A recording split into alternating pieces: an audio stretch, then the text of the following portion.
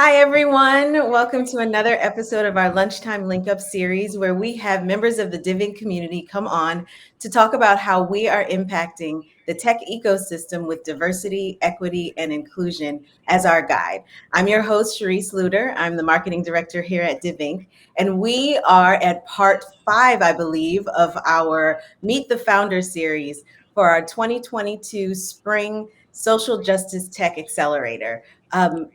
Today, I'm really excited to have the founder of Quimby, Sumedha Ganjoo. And we're here to talk to her about what she's been through our accelerator, what she's doing with Quimby, and just get into all things tech and social justice. So, Sumedha, if you want to take it over and let the people know what you're all about. Absolutely, so excited for this conversation.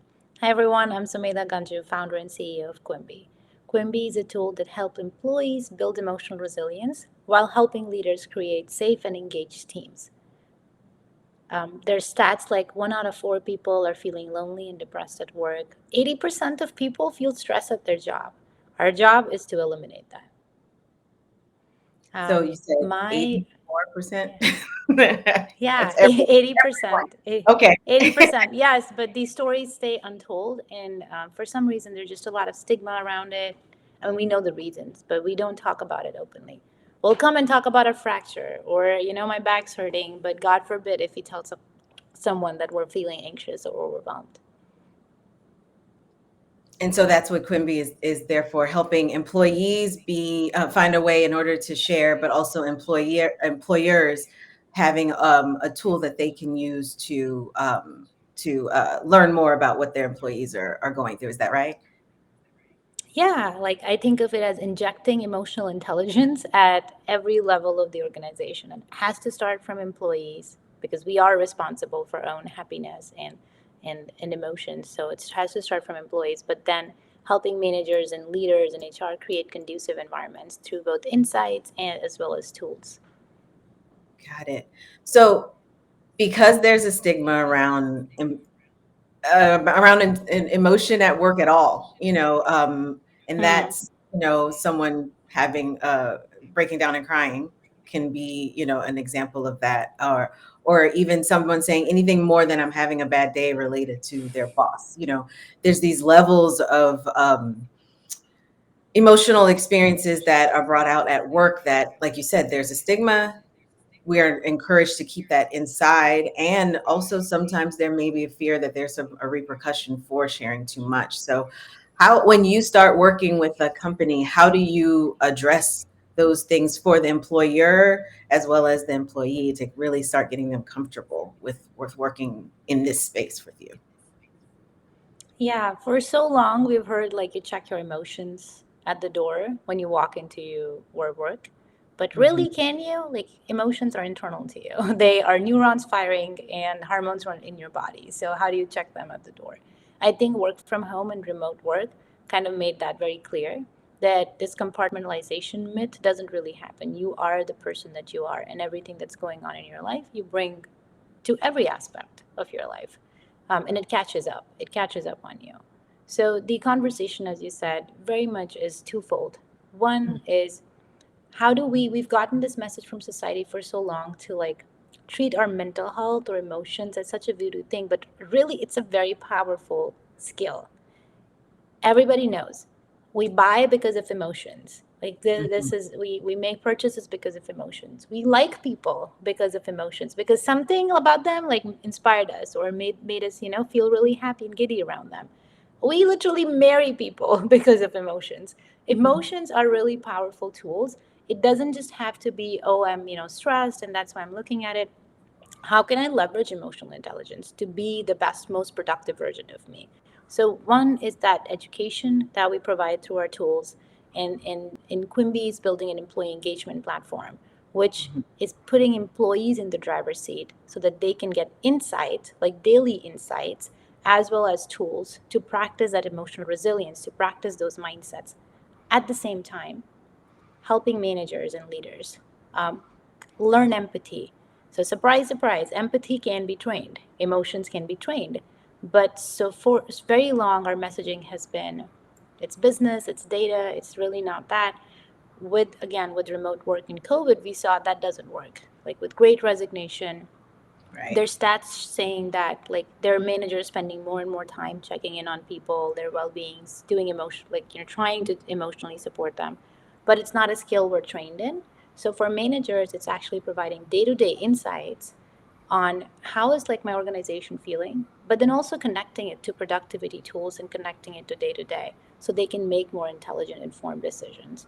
It's definitely a two-sided journey where we all we all have to kind of evolve and help each other learn. It sounds as though, because it's company wide, it allows everyone to have the permission to be a part. It's not one person feeling like they're going to stick out like a sore thumb because they got on there and shared how they were feeling, and nobody else in the Yeah, department did. So yeah. when an employer gets that information, you mentioned that sometimes it informs decision making. When they get, how do they get the information? Is it? I'm assuming it's not anonymous, because that kind of knowing who might be helpful for them depending on what feedback they get. But um, how do the employers get the information and therefore be able to put it into action? Yeah, you've hit on the like one of the core challenges of our business, which is like how Oh, do you share? No, it's this an is great. opportunity, not What a we do. challenge. Yes, no, it is, it is, and we made a choice on which way we are leaning. So what we do is we do not share any individual's information ever with an employer. We Okay. want employees to feel safe. What we do share is aggregate information if certain number of people have reflected with the employer. Also, when we share that, we've taken a kind of unique approach. We share it with the entire team. So we very transparently share this is what your manager sees. You can see it too. Because Oh, again, every individual on the team is kind of a leader in some way, and we contribute to the culture of the team. So, in the spirit of transparency and safety, which is our mission, we realize it is a little different than what we normally employee engagement platforms do. But our mission, our value is transparency and that humans first. So we decided to make it as transparent as possible so employees can see it too. that makes a lot of sense, and again adds to that level of it's everyone. This is everyone's sentiment, and so those kind of group sentiments bubble up to the top when you're talking about particular reactions to whatever's going on. So that I can definitely see you Yeah. build a bit of a sense of community and, like you said, transparency. Um, so when um, when you start working with the companies, you did say that there was a kind of an educational component. Is that something that's through the platform as well? Is that something that are trainings or workshops, and Yeah. what is it that they get to do that's the educational part that really they can engage in? Yeah, we're a SaaS company. It's all a tool platform. There are training and services we provide as additional support, but I'm smiling because through DivInc and the Accelerator, we started a services company. We've hosted trainings and workshops at a lot of different companies, and we still have that arm where we operate that way. But we're more and more a product company, and then everything in the future is going to be the tool. So it's a kind of like a wink wink situation. I'm being very transparent for any founders that are listening. It's behind the scenes. If you're working with us today, we do provide additional support with training and that onboarding services. But the future of Quimby that we're building that you'll be signing up for is all employee engagement and through a product SaaS service. Keep hitting on some good stuff for you to share. I'm glad. So we've talked a lot about your the company, and I really want to talk about you and your founder journey as well. How did you come to DivInc, and how did you decide that this was a problem that you wanted to take on? And because I think we all witness certain issues that should be addressed or problems that need to be solved, but it doesn't call us to action in the way that you've been called to action for this. So what brought you to this place that you wanted to tackle this problem in this way? Yeah, you're like, why are you crazy enough to do this? I feel you. Um, It's something like, so a little background on me. I was born and raised in India. I come from a family of mostly engineers, and I am an engineer. I have a master's in computer science, then technical product manager, 10 plus years. So very analytical, technical engineering kind of mindset that was I was surrounded with throughout my life. And I would say like myself, I have that mindset. Um, Very logically driven. So a few years back, I literally just broke down in the parking lot of Walmart, and it happened more than once. And it was very interesting. I I was very high performing at work. I was like getting promotions and the best projects. I was socializing with my friends. I could be really happy and giddy, and like would have no idea that that's what's happening behind the scenes. And then there will be these moments. And I was told then, after going through counseling and therapy, like, oh, you're depressed and you're going through these things. It was very interesting. Like, in a way, yes, it sucked, but also I was very curious. Like, all of my myths about depression and what that looks like quote unquote, I was normal, right? Like, how did this sneak up on me? I couldn't understand that. So, both to improve my own mental health and to better understand it, like, I dove into mindfulness, and I have over 10,000 hours of mindfulness training now. I can tell you, I spend most of my time in happiness inspiration. And it was fascinating for me to learn that emotions can be trained, mindset can be trained. It's actually not very different than our physical body. It's just for some reason our society has shunned it aside and we don't look at it, even though it's the most important part of our life. Like, I wish we were taught this since the get go. Is this is because you're always training it, even Right. when you don't know. You're unconsciously training it. So you're better off training what you would like to feel and the mindsets you would like to build. We talk about growth mindset, for example. You're better off training that than just whatever gets unconsciously trained. So that's how I started when I realized that this is what was happening with me. I started volunteering a lot and helping other people through what I had learned, did mindfulness trainings. Specifically, I say my niche is how do you apply that? How do you apply that to work? So it was applying mindfulness, which is awareness and intention. I don't mean necessarily just meditations, to clarify, acute awareness and intention to usage of tools, digital tools. And we did these trainings at all various companies, from Fortune 500 to really fast growing startups. And that's how Quimby started, because I started talking to people and I started seeing the pain points. One of the pain points that really stood out to me Mhm. was when I would talk to employees, it was very clear they needed more support. There's stories of stress brewing all over and just not talked about. I've talked to people who have closed, like, who have, like, literally slept on the bathroom floor, threw up because of overwhelm, shown up to work next day, closed a multi-million dollar deal, and then decided, you know what, I'm going to look for a new job, but never shared that probably with someone because of all of the stigma around it, right? Right. And or smaller stories of stress where like people felt like their autonomy was questioned, or like they got really anxious because their manager was giving them critical feedback over and over. Um, and then when I spoke to leaders, so employees were feeling that way. A lot of Mhm. times the response was they would work longer hours, but that wasn't translating into a feeling of more accomplishment and fulfillment. On the manager side, I spoke to leaders who really wanted to support their people. They were like, Right. we asked them, how are you doing? But nobody's telling us, or they don't feel safe, or same people are speaking up.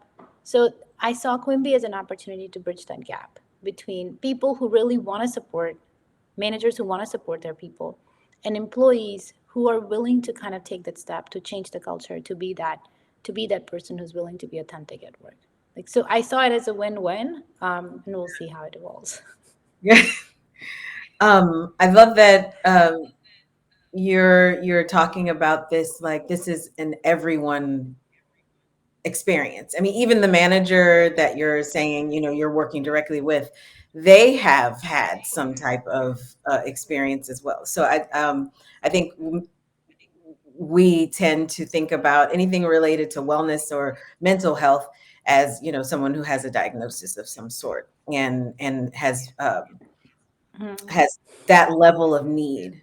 But this is something that is for each and every one of us, and yeah, I love that. So for you, what's it been like during the accelerator growing this and experiencing all of the workshops and the mentors and the takeaways, how has it grown you and grown Quimby so far? Man, do I love DivInc. Like I'll keep it real. I love DivInc. I love everybody who's a part of it. It honestly, just when I started this, there's this push and pull between business and like what you're trying to do, especially for which I feel like almost every startup has like a cause and a problem they're trying to solve. So most startup founders are very passionate about it, but especially for the social impact justice accelerator. Um, I am very ambitious. Like I want to build the biggest startup, but I also really very deeply care about the mission, and I want to make sure I stay aligned. Diving provided us a network of people, the co-founders, the people in the cohort, the staff, the mentors, literally investors who are all so purpose driven that like now it's hard for me to deviate from my path because I've told them my path and I know that they'll keep me accountable. Like I have mentors who will call me out on that. So one, I really love that. It builds so much confidence in me. I build confidence in me that yes, I can do both. I can build an organization that delivers the purpose and the value while building $1 billion business. Yes, I can do both. And Diving provided me with that confidence. Beyond that, like how the journey has been, it's a lot. It's a lot, right? It's like you're going through this curriculum and course that you're trying to learn from. A lot of the things are new to you because you're learning marketing, you're learning financial modeling, you're learning sales, you're learning product development while you're still trying to run your business and your team. There's always FOMO that kicks in. It's like, oh, I should have talked to that person more. I should have done that training more. I should have done that. But when I like all of that through the process, I can see like, oh, I feel this way, that way. But when I take a pause and just look back at the last 2.5 months, I'm like, whoa, like just whatever seeped in and whatever I was able to execute on, that has been such crazy progress. And how much I have learned and grown through that, it's just amazing. So it was, in summary, it has been a lot, I won't lie. At the same time, I would do it again in a heartbeat. Yeah, Okay, that's the best way to say it. Yeah, pretty I amazing. think. What's it been like working with the other founders in the cohort, your fellow SJI cohort? I love my cohort. They're the best. I don't know if every cohort says it, but they're the best. I mean, every member is so different and just builds a very different set of skills, perception, Hmm. style to the table. One, they're all going through the same thing, right? Like we're all going through the process. We keep it very real in our conversations. We support each other. Like I have one-off conversations with them.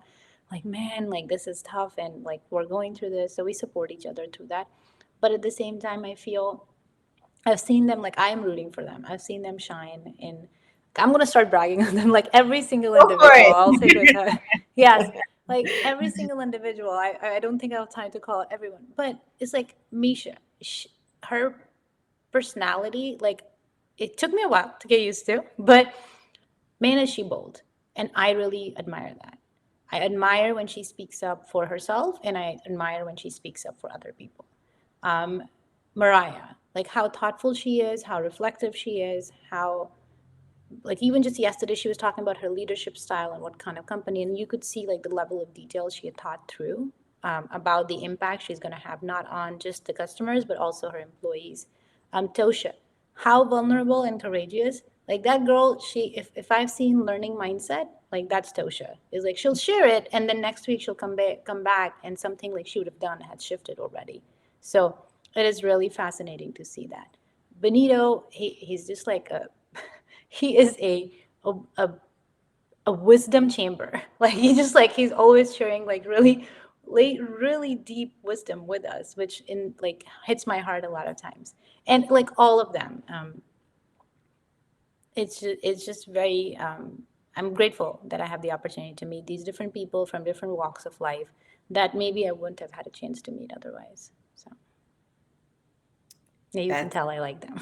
yeah, a little bit. I like them. It's We're not so weird at all. yeah, no, no, it's not weird. we see it every single time with every cohort that there's like you said, there's a shared experience. And sometimes you need to be in a room with people who are different enough that every person brings something different to the table, but the same enough where you feel like you're walking along the same path with them. And we're, like I said, we're so intentional about the cohort atmosphere, because and you'd appreciate this, it's the whole founder that we're building. We're not just, as DivInc, building Yeah. companies. We're building people who can run these companies, and then whatever else is next and however else you move, you're taking all of that with you. And so and we're hoping that you're going to build a company culture that reflects that mindset as well. So I'm sure you see that and think, yes, this is mission aligned for you. in how we Yes. approach things. Yeah. So I'm wondering, so we're getting close to demo day for you. Hmm. It's on April 21st in Austin. And we're moving into the prep mode of that. And what I have noticed is it's a grind. It's a you're really having to really focus in and really um it's a balancing act, because like you said, you're still running the company and you're still having to do all of those kinds of tasks, but also preparing for this big moment. And so I'd actually like it if you would share a little bit about um, what people can do, because we're going to have a lot of founders watching this, what people can do when they're in that mode and when they're in that grind in order to maintain their mental states. How do you Yeah. how are you balancing it? How does anyone balance it? Because hopefully this is just the beginning for you, and this is just one of many investor meetings and pitches and things like that you're going to do moving forward. So yeah, I'll give it over to you. Yeah. Demo day is a lot, right? And it's a lot because we're putting this pressure on ourselves to perform. I'll just be honest. We're putting this, like, I was reflecting on my own mindset, and that this is the one thing that has helped me the most. We're putting this pressure on ourselves that we're going to be in front of these many people, we have to perform. And the moment I shifted that to, I'm just sharing my story, like how I'm having this conversation with you, I'm just sharing my story. I actually ended up shifting my pitch deck story when I shifted this mindset very recently, day before. So got in my pitch deck, did a new one, and something like lifted in my heart because I am being there to share my story, share my startup journey, hoping that people are like they're giving me 5 precious minutes of their life. So can I just be authentic and real and share that what I know, what I have learned, and what might help them to learn. So that's I think that mindset shift has really helped me.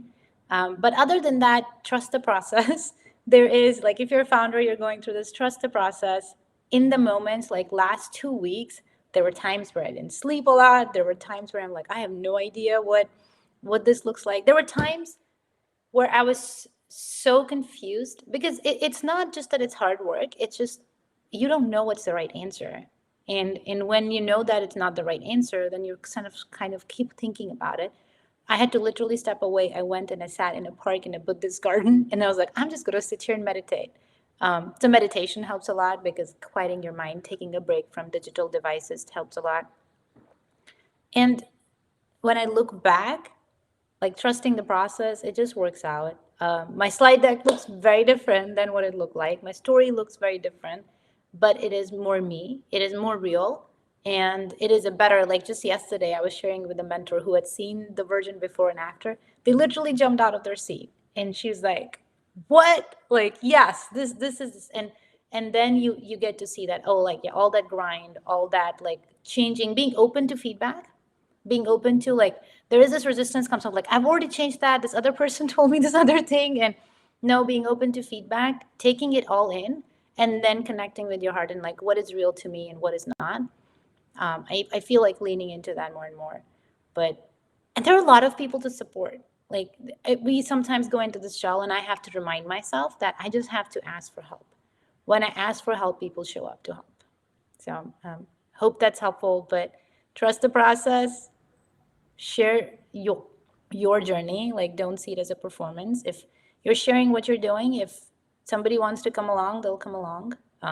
they'll come along. I know they'll come along because you're being authentic, right? And then it just have fun, I think, with it. I say that, but I have a hard time with it. So that one I'm telling to myself almost have fun. The have fun part, yeah. Well, as we're moving into demo day, like I said, it's April 21st for our social justice tech accelerator. I'd love to hear what's the one thing that you're most excited about moving into demo day and beyond, and then how can our community support you in that? How what can we do to make sure that you're finishing strong and we're there for you as you move forward? I appreciate that. Thank you. Um, what I'm most excited about is the vision of Quimby that we're building. Like there is the Quimby that we started with, and then you guys will see it on demo day. I don't think most people have seen it. The Quimby that we're building now, and I'm really excited. We've already been working with companies. We have paying customers, which is all great, but we have the opportunity to make even a bigger impact with the value that we're bringing to the table. So I'm most excited about that. We have a launch coming up very soon, in the next month or so, where we'll make the product. We work with companies privately on private betas, but we'll make it more publicly available. So I'm most excited about that. For which, my request to you all is just join the waitlist, stay updated, follow us on LinkedIn. Our website is quimby.app. So if you go there, you can join the waitlist. And when we have our launch, we'll send you an email follow up to try Quimby and give us feedback. And come support all the founders. Uh, yeah, everybody's worked really hard. Okay, I'm so excited to see you at Demo Day, and like I said, April 21st in Austin. You can be in person in the Austin area, and we're having a watch party in Houston at the Ion, so you can come join the Houston community, so we can support everyone in Austin while they are giving their pitches. Thank you so much, Sumedha, for being here and for giving of your time. Like we said, I know you are busy right now, but thank you for giving your time. I want to give a special thanks to our title sponsor, Ascension Seton, for making this happen and supporting us in bringing us all the way to Demo Day. Thank you so much for tuning in today, and we'll see you at our next episode. Pleasure Bye. being here. Thanks, Reese.